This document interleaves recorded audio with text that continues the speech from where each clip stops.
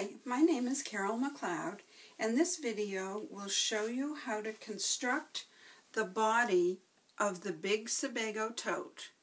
The Big Sebago Tote is a pattern by Aunties 2 Patterns, and the Big Sebago Tote uses Inner Form Plus, a double-sided fusible foam-based batting. You will use one package, 36 inches by 58 inches. You'll start by cutting 2 body pieces. Now these pieces are 1/4 of the size that you need for the pattern, but for the purposes of this video, we felt that they would fit in the video a little bit better. So these are going to be much bigger pieces. You'll cut 2 pieces, one for the front and one for the back, and fuse fabric to both sides. And you'll fuse a different fabric. This is fabric B, and it will show at the top of the bag. This is fabric A, and it will show, it will be the pockets, the outside pockets, and you'll also see it on the inside of the bag. So that's going to be your dominant fabric.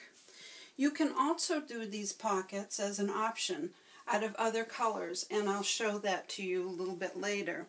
But for purposes of this video, we'll keep the pockets the same color initially. So you'll cut your pieces, fuse your fabric on, and then you'll add your pockets based on the instructions. Now you're going to add the pockets to the fabric A side only. So follow the instructions in the pattern to sew your pockets on.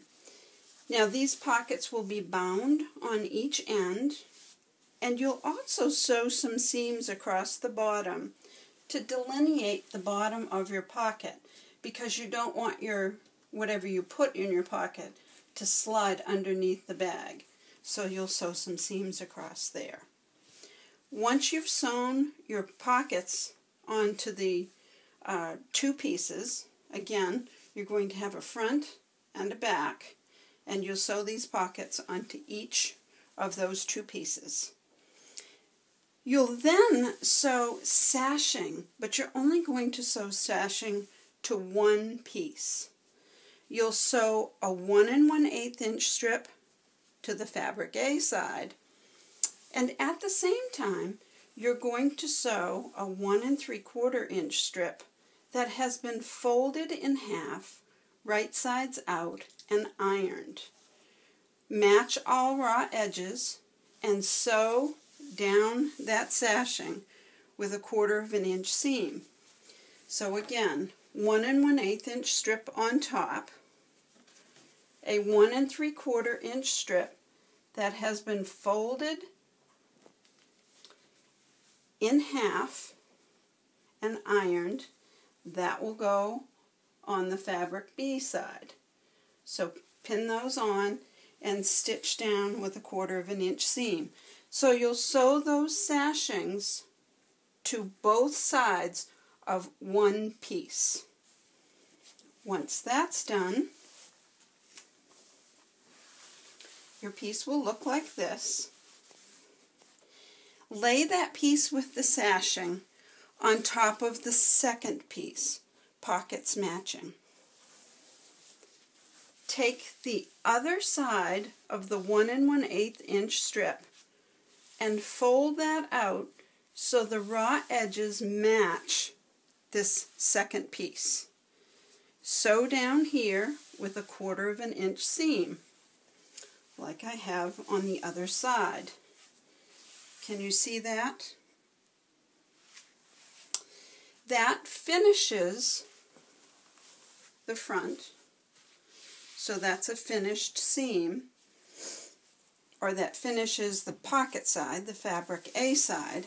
On the fabric B side, fold this folded edge over and stitch very, very, very closely to that folded edge to finish it. Now you can hand stitch that or you can machine stitch that. In the next progress piece, I'll show you what each looks like. So finish that. Then we need to do the other side. So what you'll do, again, take your 1 1/8 inch strip, pull that out, and sew it down here with a 1/4 of an inch seam. Now I'm going to pretend that we've sewn this using a couple of pins. This next step is probably one of the hardest steps, and what I find is I like to hand sew this next step because it is a little bit hard to get through your machine. So you're going to, this is the last side seam, fold this strip over to finish that seam. Now you can stitch down that if you can manhandle it through your sewing machine.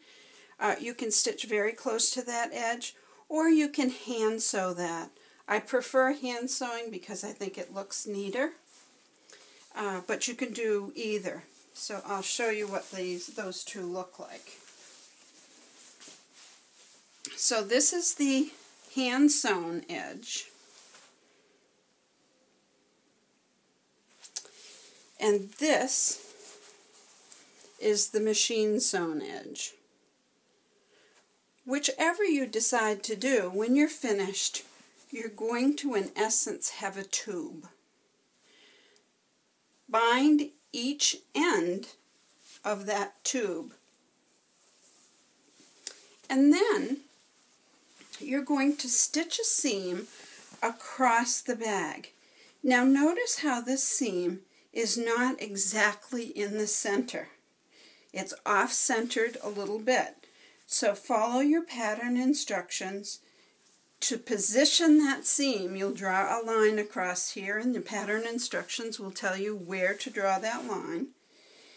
And then sew on that once and twice. Then you'll take the shorter end and you'll wrap it up around the longer end. So you have to, again, manhandle this a little bit to do that.